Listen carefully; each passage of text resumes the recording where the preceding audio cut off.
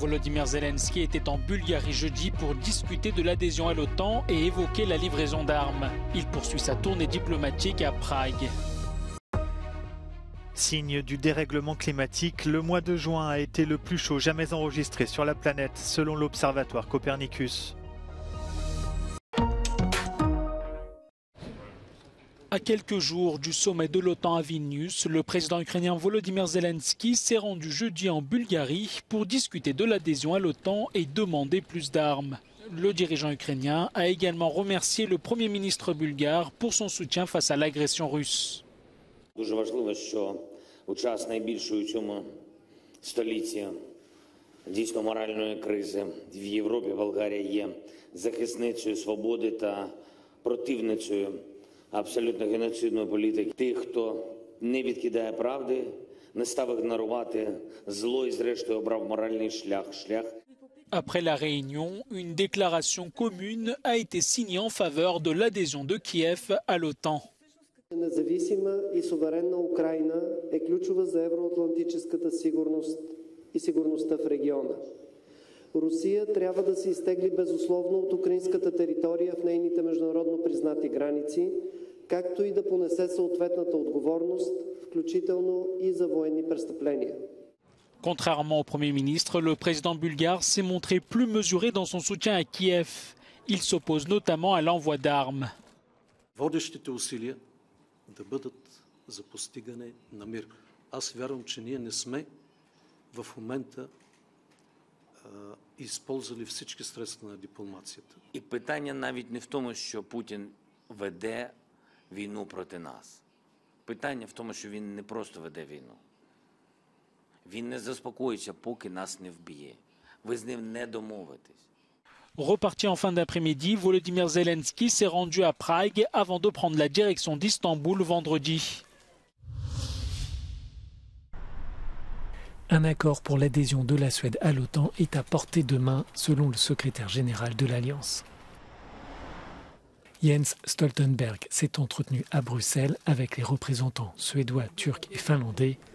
Il ajoute qu'une réunion est prévue lundi, à la veille du sommet de l'OTAN à Vilnius, entre le président turc Recep Tayyip Erdogan et le Premier ministre suédois Ulf Kristersson, dans le but de conclure un accord politique. What is possible and what we are all working to achieve is a positive decision at the summit where Turkey makes clear that they are ready to ratify. But then we still have some more work to do, and we are working on that now. We had a meeting today. We will work over the weekend, and then I will meet with the Prime Minister and the President on Monday. La Suède a déposé sa demande d'adhésion à l'OTAN en même temps que la Finlande, peu de temps après l'invasion de l'Ukraine par la Russie. Mais la Turquie bloque la candidature de Stockholm. Elle accuse le pays scandinave d'abriter des terroristes kurdes du PKK. Un tribunal suédois, en application d'une récente loi, a condamné jeudi un membre du PKK pour financement du terrorisme. Le ministre suédois des Affaires étrangères se dit convaincu de pouvoir répondre aux demandes d'Ankara. Well, I don't want to go into details since, after all, this was a closed meeting and we don't want to interfere with the ongoing discussions. But again, I would like to reiterate that we believe from our point that we have fulfilled all our commitments. The Secretary General, Jens Stoltenberg, said as much as his press conference. Now we are working towards the meeting at the beginning of the summit in Vilnius next week. Une fois l'accord conclu, le Parlement turc devra valider la demande d'adhésion de la Suède. La Hongrie refuse elle aussi de faire avancer cette candidature.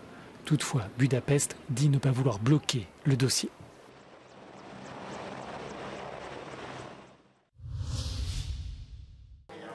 Dans un peu plus de 2 semaines, l'Espagne est appelée aux urnes pour des élections législatives anticipées.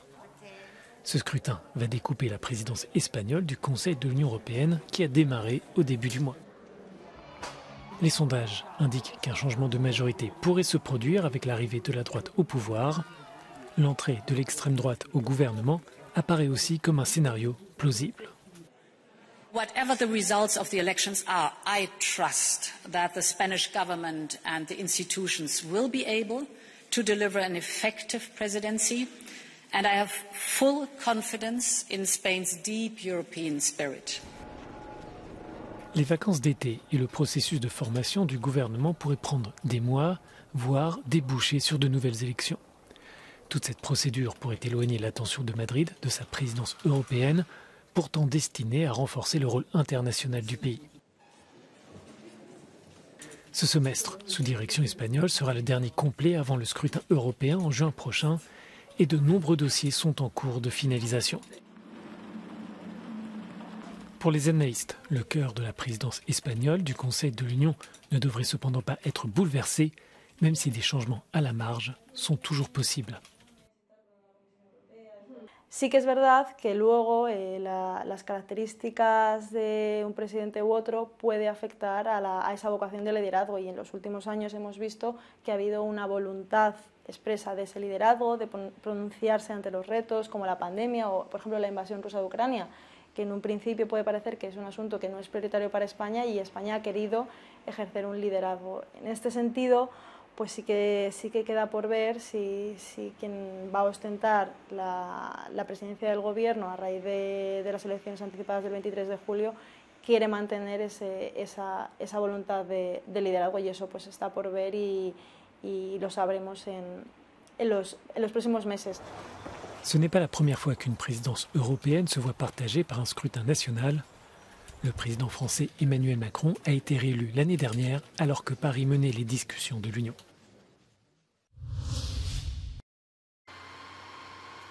Les violences urbaines qui ont récemment éclaté en France après le décès du jeune Naël, tué par balle par un policier, rappellent celle de 2005 qui avait suivi la mort de 2 autres adolescents, Zied et Bouna, électrocutés dans un transformateur EDF où ils s'étaient cachés pour échapper à un contrôle de police.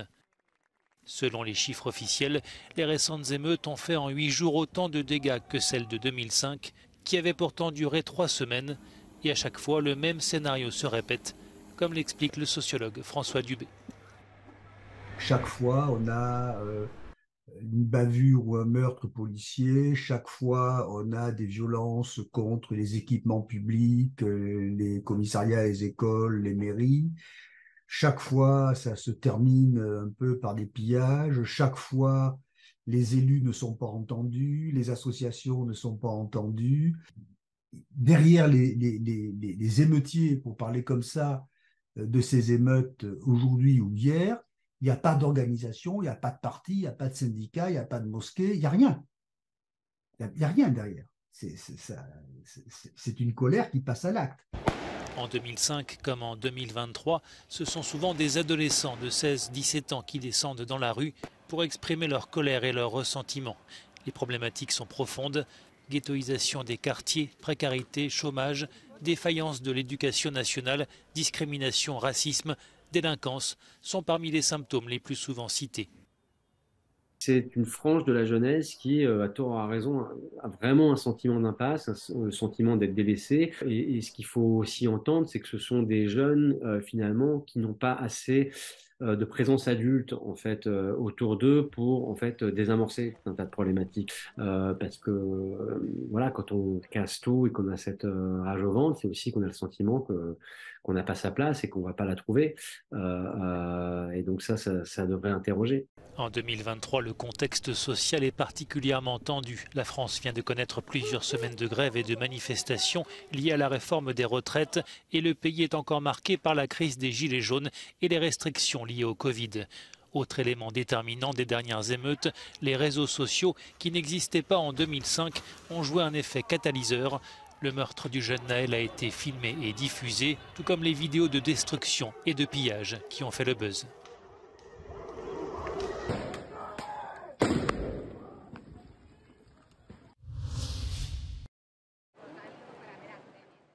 Signe du dérèglement climatique, le mois de juin a été le plus chaud jamais enregistré sur la planète, selon l'observatoire Copernicus. Les températures ont battu des records dans le nord-ouest de l'Europe et ont été particulièrement hautes dans certaines parties d'Amérique du Nord, d'Asie de l'Est et d'Australie. 16,51 degrés au mois de juin, c'est près d'un demi-degré de plus que les moyennes de la période 1991-2020. Un record dû en grande partie à des températures de surface des océans très élevées. Le début du phénomène météorologique El Niño ne devrait pas arranger les choses dans les mois à venir. L'Union européenne veut faire toute la lumière sur le naufrage d'une embarcation de migrants au large du Péloponnèse en Grèce. Des eurodéputés ont réclamé jeudi une enquête internationale indépendante sur le rôle des gardes-côtes grecs et de Frontex dans le naufrage. Selon la commissaire européenne aux affaires intérieures Ylva Johansson, le drame pourrait avoir fait 600 morts. What it seems to be, like there were smugglers from Egypt, leaving from Egypt with an empty vessel, fishing vessel, this one, to the eastern part of Libya, where they picked up maybe 750 migrants. Des poursuites ont été engagées en Grèce contre 9 passeurs présumés placés en détention. La Grèce enquête également sur le rôle des gardes-côtes du pays, accusés par des rescapés d'avoir manqué de volonté pour les sauver. Mais des parlementaires européens expriment leurs doutes sur la crédibilité d'une telle enquête. Une fillette est décédée jeudi après qu'une voiture ait percuté le bâtiment d'une école primaire à Wimbledon dans le sud-ouest de Londres. Les images par hélicoptère montrent un 4x4 Land Rover à l'avant endommagé devant le mur du bâtiment dans le jardin de l'école. La police britannique avait indiqué plus tôt que cet accident n'était pas considéré comme une affaire de terrorisme. La conductrice du véhicule, qui est restée sur les lieux de l'accident, a été arrêtée pour suspicion de conduite dangereuse ayant entraîné la mort.